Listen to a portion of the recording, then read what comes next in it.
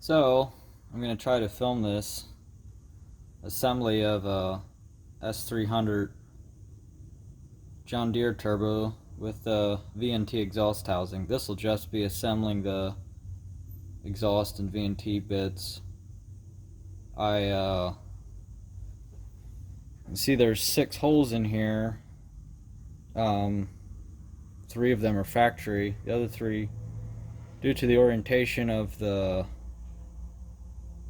cartridge and the drain and everything, I needed to drill and tap 3 holes so I can reclock everything so my VNT actuator arm doesn't interfere with the oil drain. I'm going to take a whiz tool to this surface and hope that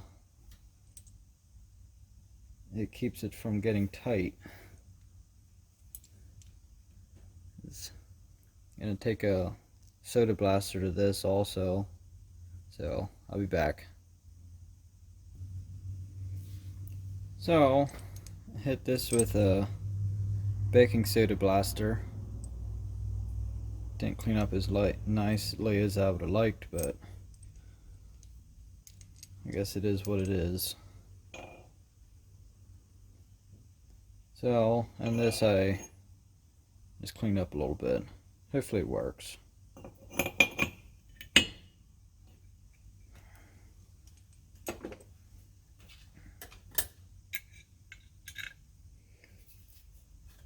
I'm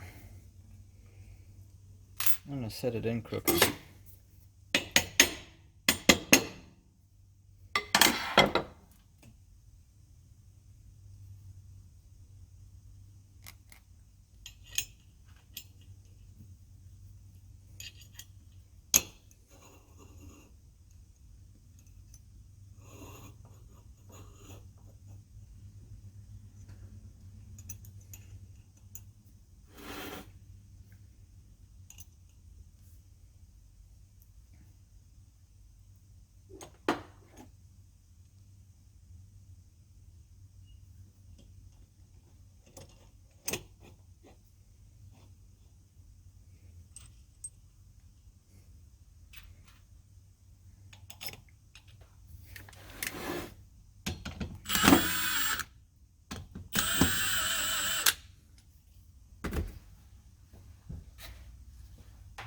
Bolt was on the floor.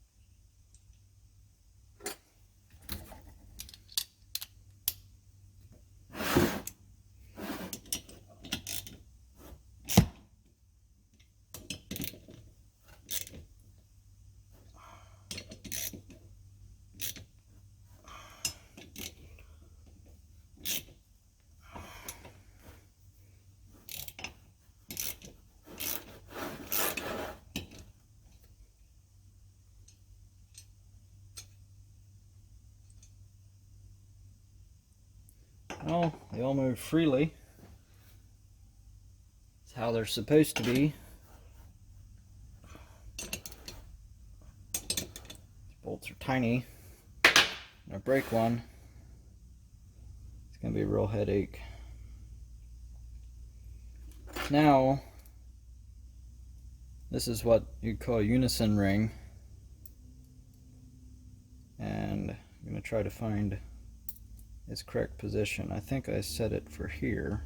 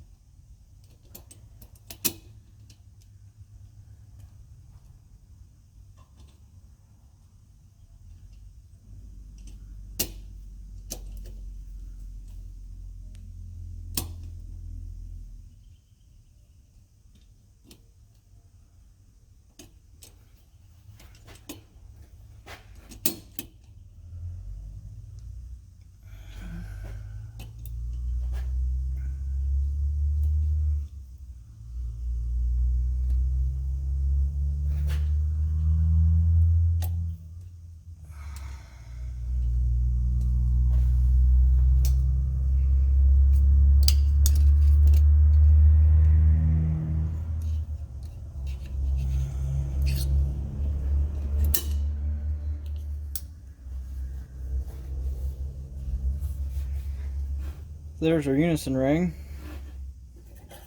Now we have this particular turbo has this style of alignment ring with 6 rollers. Not all of them are like this, but this one is. And we'll try get that guy to sit in. I'm going to set our ring right in its the middle. You look in, see how the vanes adjust. Essentially it just controls air velocity across the tip of the turbine wheel.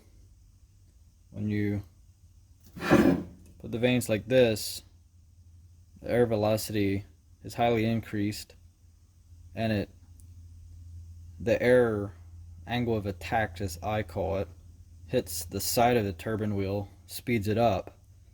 When you open the vanes, velocity drops and the angle of attack hits the wheel at closer to a 40-degree angle rather than like a 80. And this can actually slow the turbine down slower than if there was no vanes at all. But we want to set that in the middle and get the rest of the housing ready to drop on. Just this. See that this notch sits on this square, so we want both of those lined up about like that, and try to sit it on here.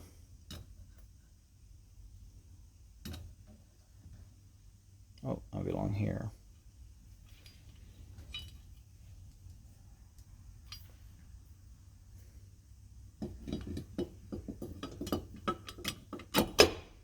And that sits right on. Now, you can see that this arm controls the vanes.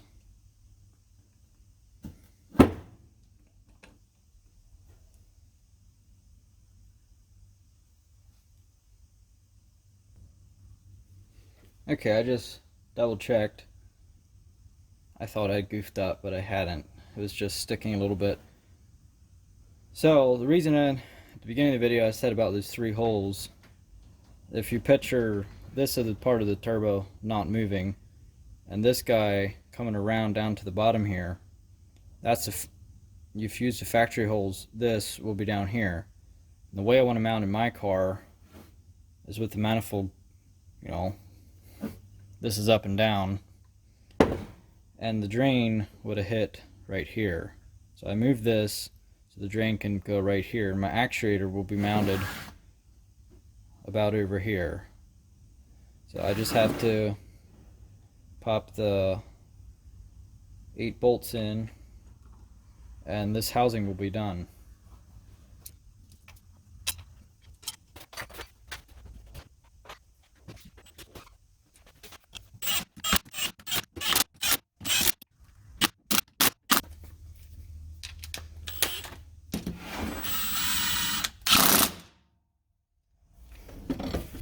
Alright, so there's our turbine housing.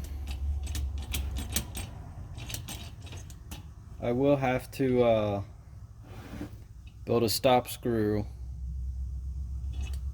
at either end of this range to prevent my vanes from opening and hitting the exducer or the inducer of the turbine wheel.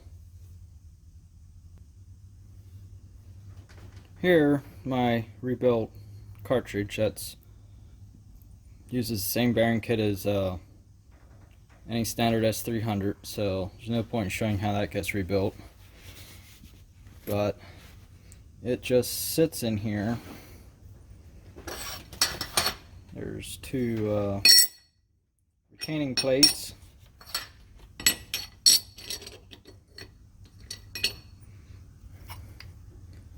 And we want the drain pointed towards myself here.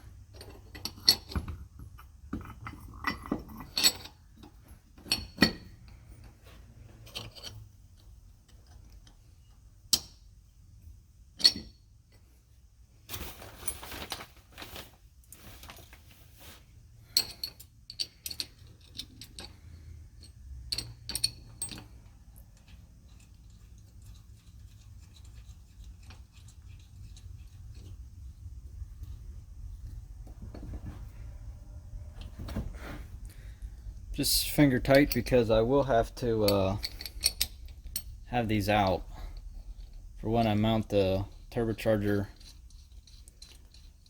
to the manifold I built.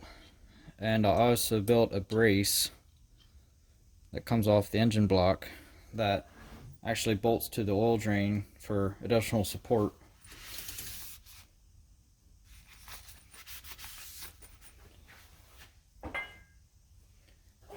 And compressor cover.